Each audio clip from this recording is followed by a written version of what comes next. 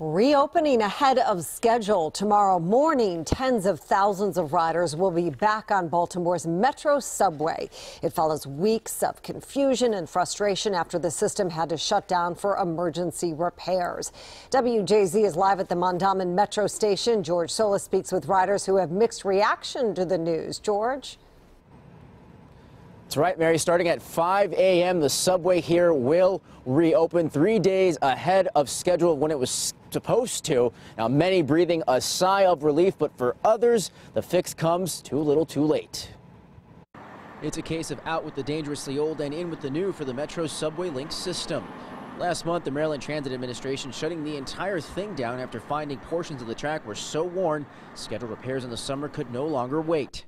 Folks can expect a smoother, a little faster ride. The system will reopen Friday just in time for the morning commute. The emergency repair work completed 3 days ahead of schedule.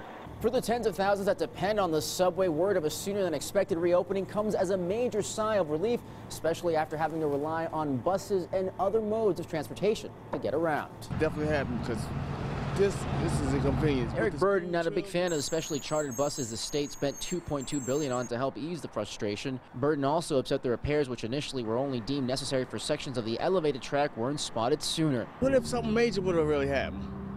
It should have been checked on it. Yeah, definitely disappointing. I'm glad nobody get hurt behind it, though. As a thank you, transportation officials are giving out free rides through the weekend.